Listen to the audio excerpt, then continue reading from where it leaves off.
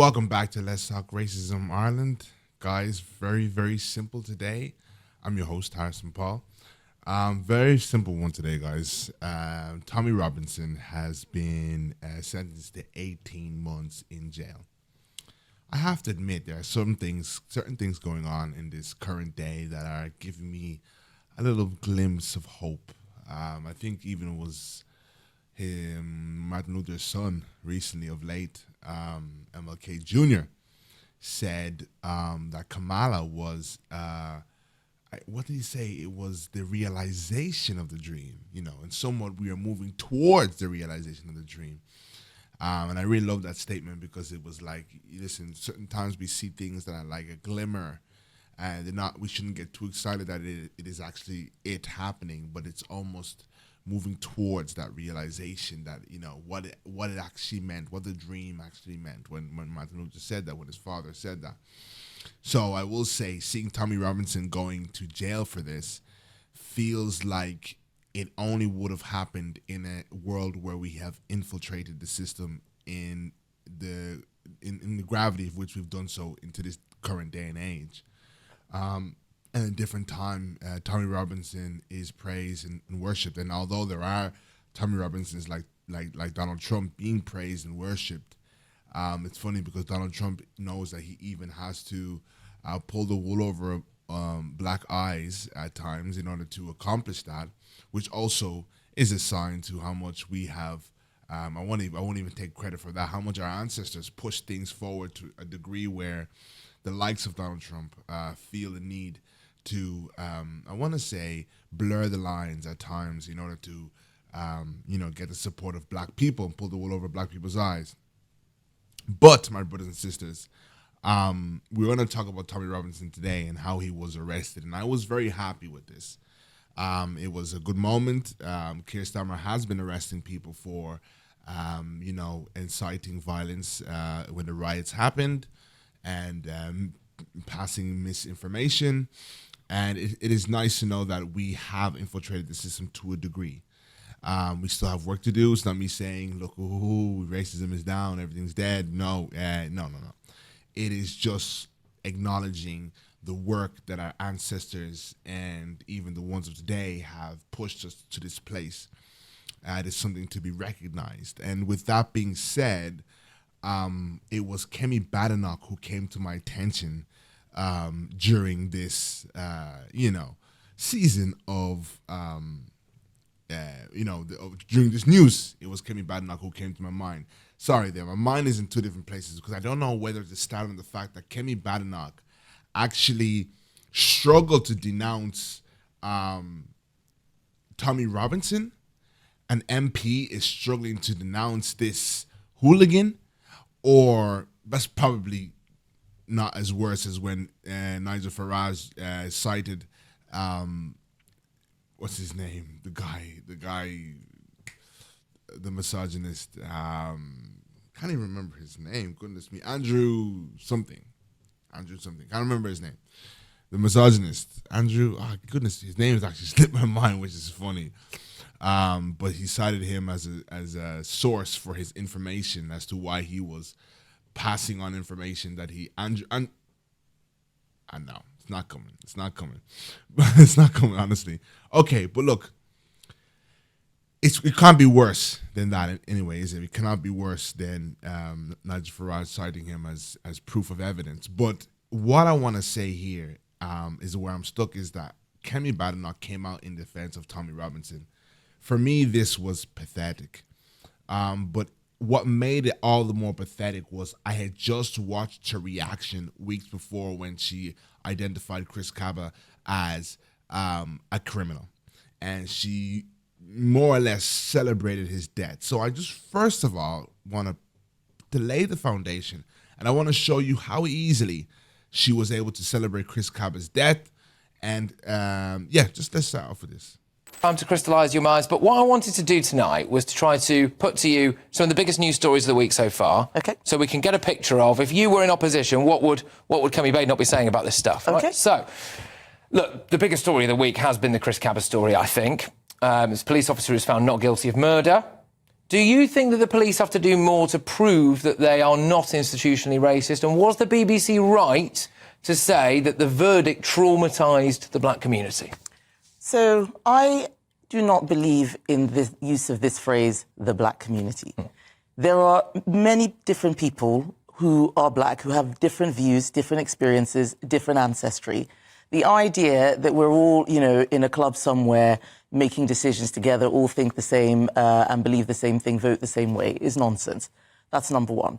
Number two, the fact is that this is somebody who committed some very serious crimes. I want you to bear in mind that she wouldn't even acknowledge that we are a community that has been brought together through our trauma and our struggle, who've had to unite against a common enemy, which is oppressed us, and we've come so far. So you hear me when I talk about our predecessors. You hear me when I talk about the Martin Luther King Jr., people who have fought for us to be here today. So when we say the black community, we are talking about people who have a joint struggle and a joint venture towards justice.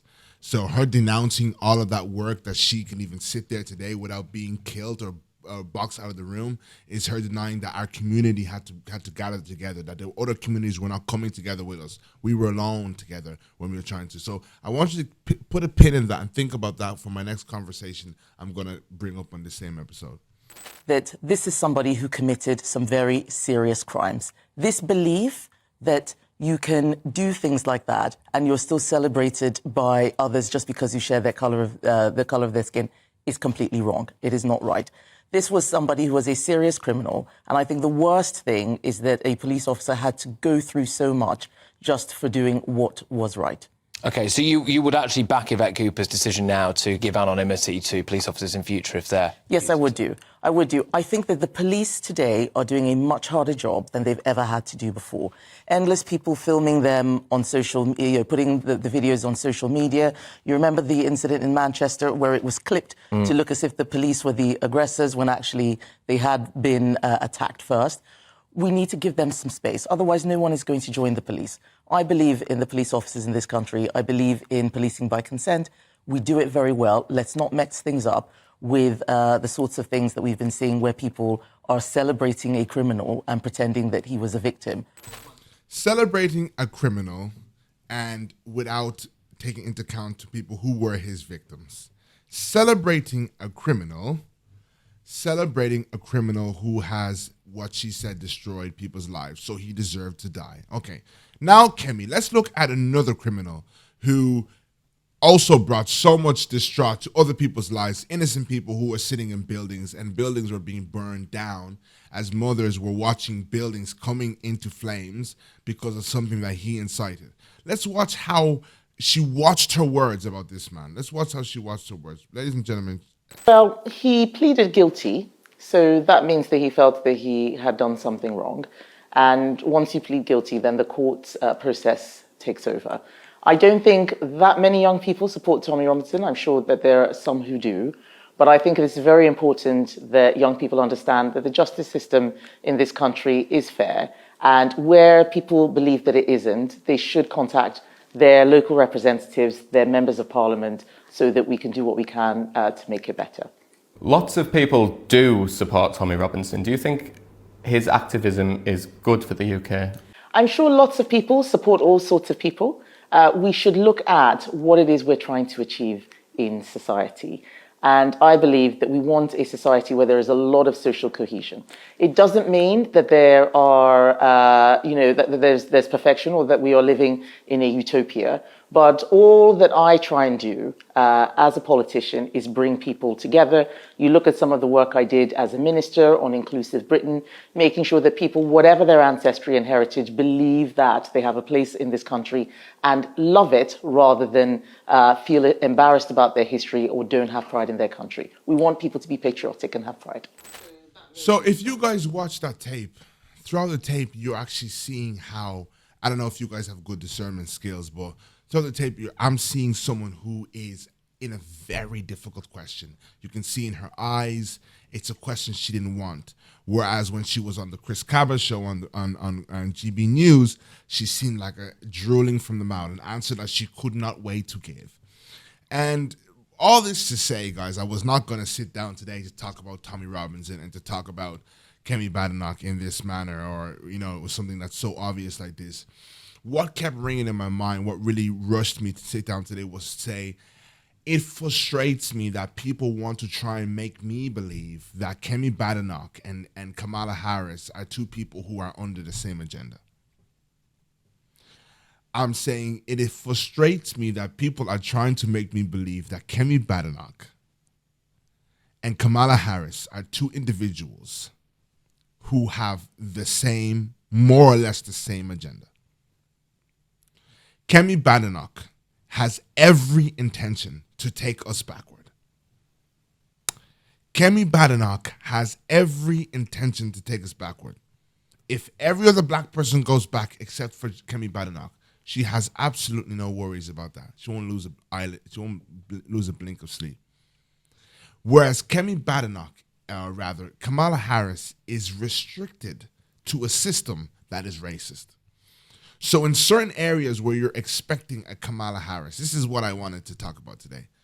When you're expecting a Kamala Harris to show her radical skin, you guys, or radical spots, you guys don't seem to understand the complexity of the systems that we live in. And it frustrates me so much when black people will talk the most about how someone shouldn't sell out or how someone shouldn't be so and so and so. And yet you go to work every single day and you apply yourself to the system. Yet you go to work every single day and your boss is racist to you, but you don't tell off your racist boss. Yet we are suffering institutional racism within different institutions, within the workforce, and you won't tell that boss. You won't face your boss. You know how it is when there's a power dynamic and you're a black person in that system. And you want her to do something that you cannot do. And there's not even as much at stake with your life than there is with her life. What she's hoping is maybe, just maybe, where I can make adjustments and move forward and leave off a legacy of pushing our community forward. We have to be able to differentiate, my brothers and sisters, the difference between people who want to bring us backward, which we would call the left, the right wing, conservative, and then the people who want to bring us to a new place. And we must understand that in these parties, whether it be left or whether it be right, we'll talk left, for instance. There are people who have a belief and have a determination and have a courage to take us all the way by any means necessary. And in that same party or that same wing, there are people who do not have as a radical belief. I'm not talking about Kamala now.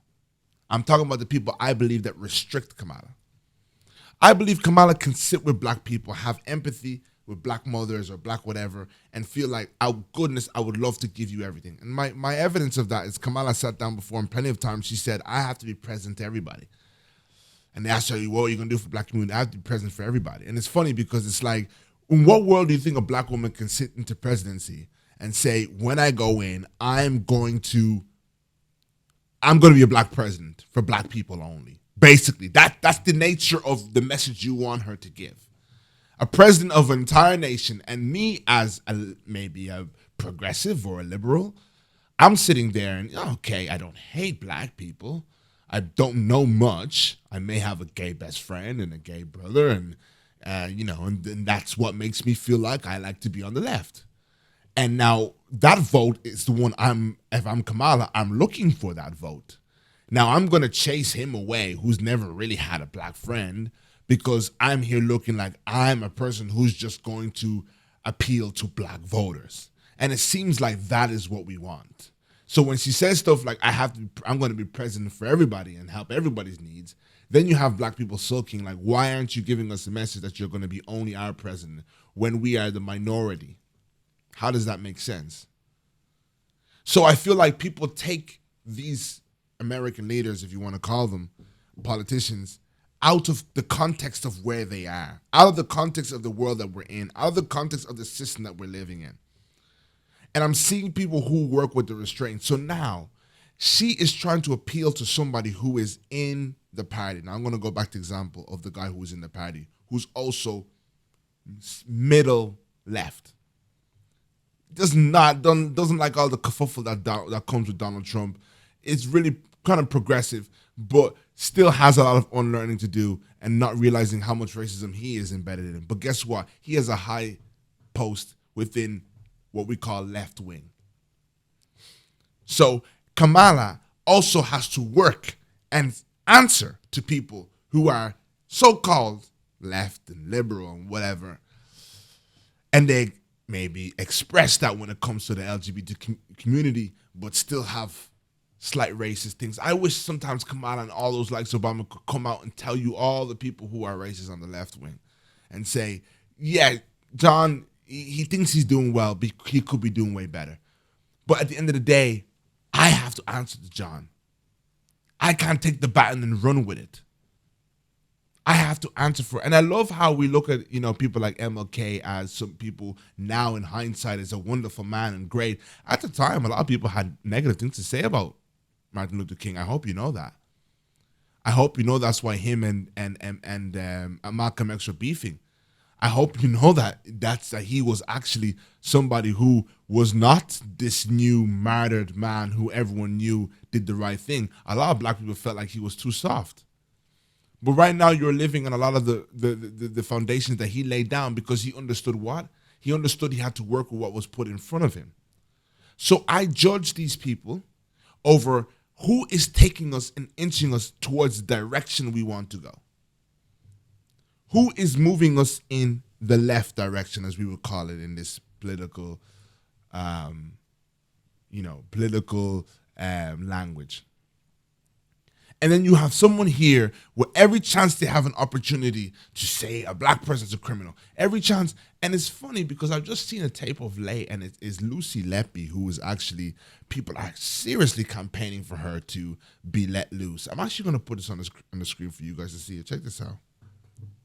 Why do you think, Judith, there are these growing number of experts who are now questioning the prosecution evidence, and some even calling for a retrial and saying this is a miscarriage of justice? Has an innocent woman gone to jail? Because it was a case built on circumstantial evidence. Nobody saw her do anything. There wasn't forensic evidence, there wasn't CCTV, there wasn't DNA, those sorts of things that would have made this an open and shut case maybe for a lot of people. It was built, I say in the book, it was built like a careful pack of cards for the prosecution. There were loads of strands of individual pieces of evidence which they put together to make the picture. And it took months and months. And at the end of it, there were still questions left unanswered. Lots of them, we'll get into it maybe. She was found guilty, but why would somebody do this? What was the motive? What's the psychology? All of that was not addressed by the case. Right. And I seen a comment that said, it was a wonderful comment. Someone said, people just can't seem to fathom that a white woman did something like this. Had it been a black woman or a person of color or a migrant, nobody would bat an eyelid.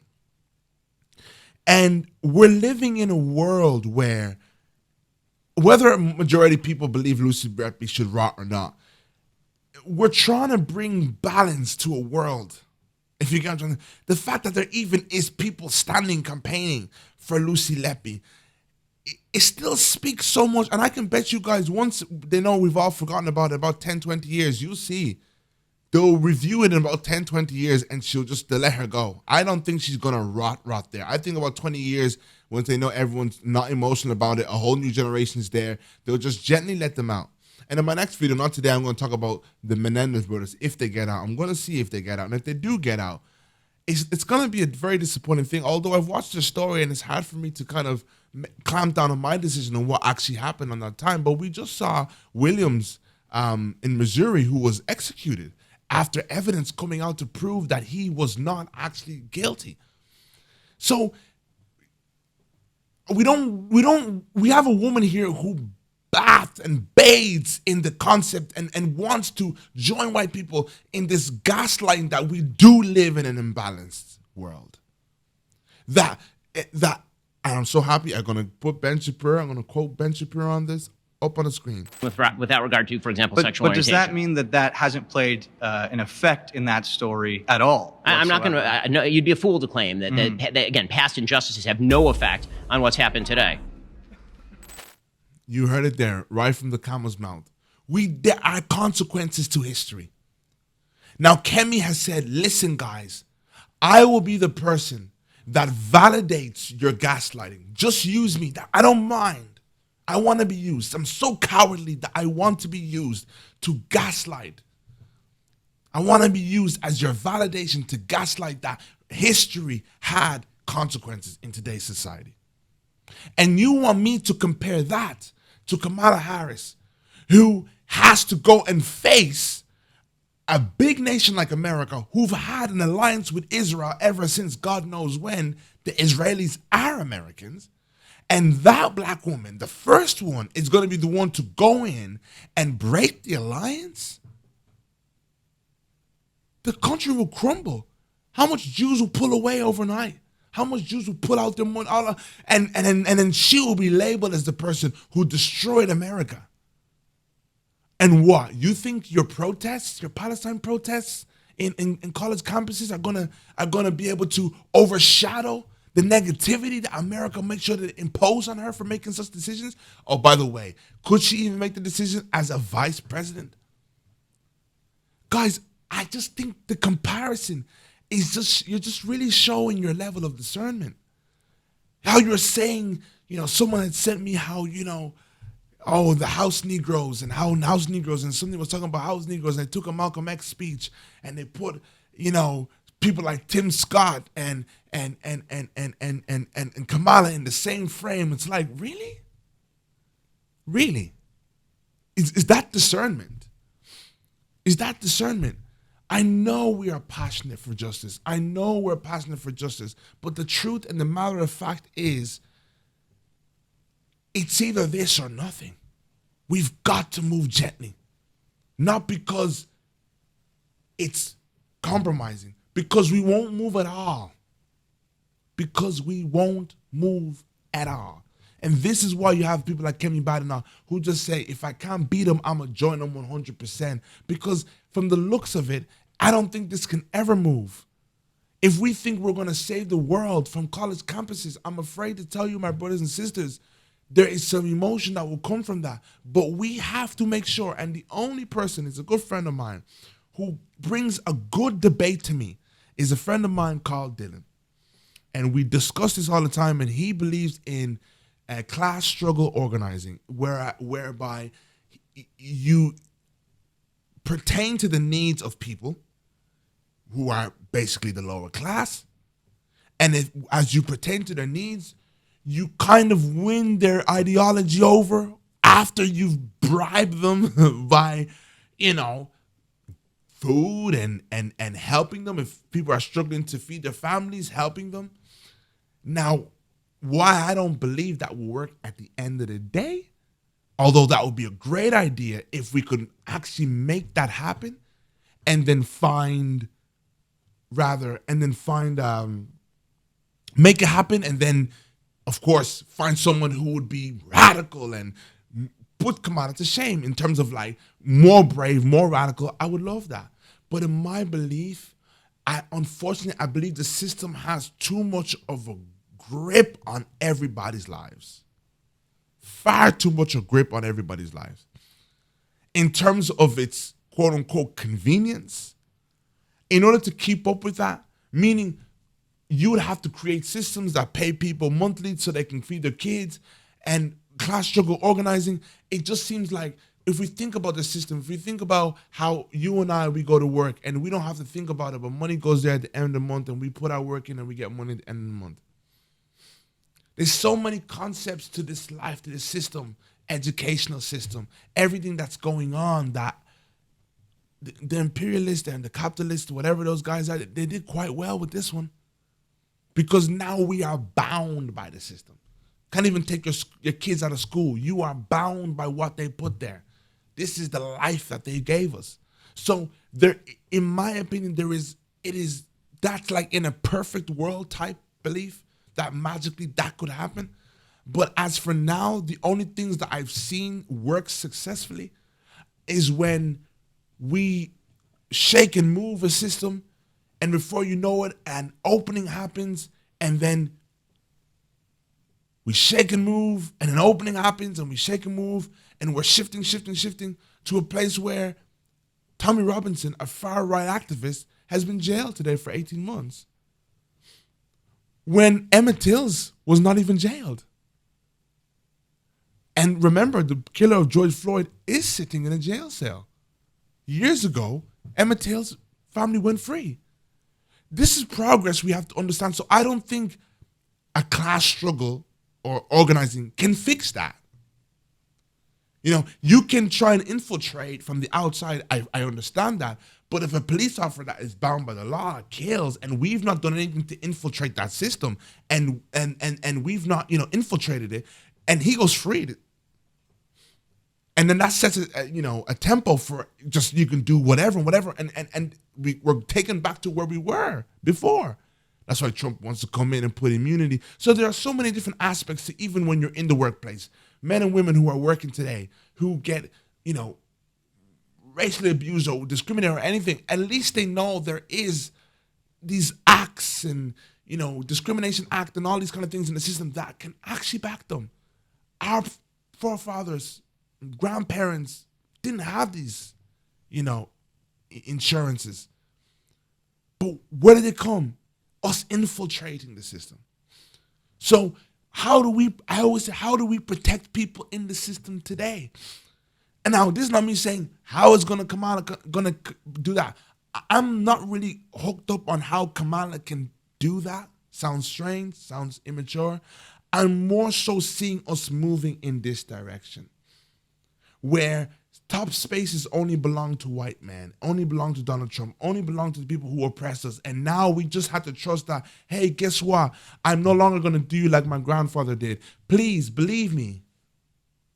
Don't worry. We're going to keep the same dynamic. Just believe me. This time I won't do you how my dad did me. No, but we're kind of like, okay, give me that space too. Let's share it. Let a few of us in there. Let us oversee some things. And that's what happens now. Now people who would have let things go know that I'm being checked on my right shoulder, my left shoulder. So I got to arrest Tommy Robinson, and we actually got to jail him because this won't look good. Because we claim to have progressed. Infiltrating the system. Infiltrating. We don't infiltrate the system. We stand outside the system. They go free and they do what they want to do. They go free and they do what they want to do. That's my perspective on it. But Kemi Badenoch, thank you for showing me a wonderful example and showing everyone who watched the episode today a wonderful example of how Kamala Harris, it cannot be, put, compared to Kemi Badenoch and Kamala Harris. You cannot compare the two have completely two agendas. One is restricted by a racist system, and one is determined to be the hero on behalf of right wing who brought us right back to slavery days. So I will not accredit where Kamala reaches her blockages or reaches her limits in what she can do or what she can say or what she can be, and accredit that to her. It's not wise in my perspective, and that's all I have to say. But thank you so much for watching, my brothers and sisters. Please make sure you like, share, and subscribe. And I'm on a mission for you.